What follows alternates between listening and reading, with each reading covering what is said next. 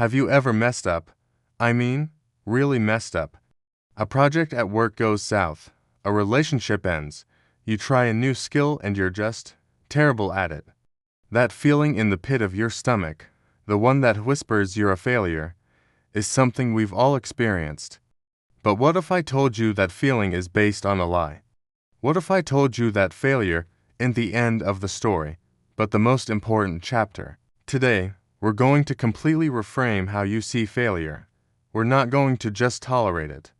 We're going to learn how to seek it out, understand it, and use it as the ultimate tool for personal growth and building unstoppable resilience. Stick around, because this one idea could change everything for you. Think about the last time you learned something truly new. Maybe it was riding a bike, learning a language, or even just mastering a new recipe. Did you get it perfect on the first try? Of course not. You wobbled, you fell, you used the wrong words, you burned the garlic. Each mistake wasn't a sign that you were incapable. Each mistake was data. It was feedback. Your bike wobbled to the left. You learned to lean slightly to the right. You used the wrong verb tense. The confused look on the other person's face taught you the correct way. You burned the garlic. Next time, you learned to lower the heat or add it later. This is the core concept. Failure is not a judgment on your worth. It is simply feedback in its purest, most honest form. It's the universe telling you, not like that, try it this way. The problem is, as we get older, the stakes feel higher. Failing a test feels more significant than burning garlic. Failing in a career feels catastrophic. We develop this intense fear of failure. We start avoiding challenges, sticking to what we know, and living inside a comfort zone that slowly shrinks over time. We start seeing failure as a final verdict, a big red stamp that says rejected. But the most successful people in any field, from athletes to scientists to entrepreneurs, have a fundamentally different relationship with failure. They see it as an essential part of the process. They understand that you cannot have success without it. Thomas Edison famously said, "I have not failed. I've just found 10,000 ways that won't work." He wasn't just being clever. He was describing his actual method. Every failure was a step forward, a piece of data that guided him toward the solution. He was actively using failure. So, how do we shift from fearing failure to using it? It starts with a conscious change in your mindset. The next time you experience a setback, I want you to try a simple 3-step process. Step 1.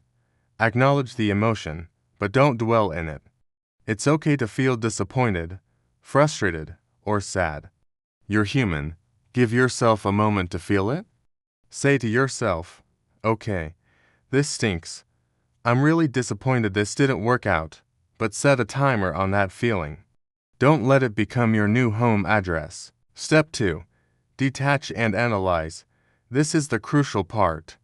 After the initial emotion has subsided a bit, step back and look at the situation like a scientist. Ask yourself questions without judgment. What exactly happened? What were the variables? What did I control? And what was outside of my control? What was my plan? And where did reality diverge from that plan? Don't ask why am I so bad at this. Instead, ask what specific action led to this specific outcome. Let's take a practical example. Say you gave a presentation at work and it didn't go well. Your boss seemed unimpressed, and you didn't get the buy-in you wanted. The old mindset says, "I'm a terrible public speaker. I failed." The new mindset, the growth mindset, says, "Okay, that didn't land the way I wanted. Let's break it down." You would then analyze, was it the data? Did I not have enough supporting evidence? Was it the delivery? Did I speak too quickly or seem nervous? Was it the audience? Did I fail to understand what they truly cared about? By asking these specific, objective questions, you're not attacking your character. You're debugging a program. You're gathering invaluable data for the next attempt. Maybe you realize you needed a stronger opening, or a clearer call to action at the end. That's not failure, that's a free, high-quality lesson in effective communication. Step 3. Iterate and act. This is where the magic happens. Based on your analysis, you create a new plan. Okay, next time I will practice my opening 10 times. I will include a slide specifically addressing the financial impact, because that's what my boss cares about. I will ask a colleague to watch me practice and give me feedback on my pacing. This loop: try, fail, analyze, iterate is the engine of all growth. Each cycle makes you smarter, stronger, and more capable. This process does something else incredible. It builds resilience. Resilience isn't about never falling down. It's about how quickly and effectively you get back up. When you see failure as a lesson, not an attack, getting back up becomes a natural, logical next step. You're not trying again in the face of defeat. You're implementing what you just learned. The fear starts to fade because you know that even if you fail again, you'll just come out of it with even more data, even more wisdom. This applies to every area of your life. Trying to get fit. Every missed workout or dietary slip-up isn't a failure. It's feedback. Why did you miss the workout? I was too tired after work. The lesson. Maybe a morning workout is better for you. Or maybe you need an accountability partner. Why did you eat that cake?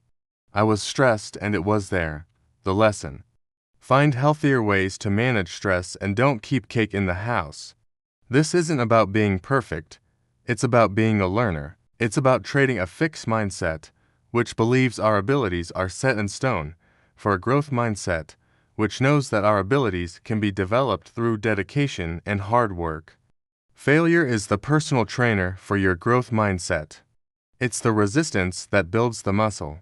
So, I challenge you today. Look back at a recent failure. Don't cringe. Instead, put on your lab coat and get curious. What was the data it gave you? What was the lesson you were meant to learn? Write it down.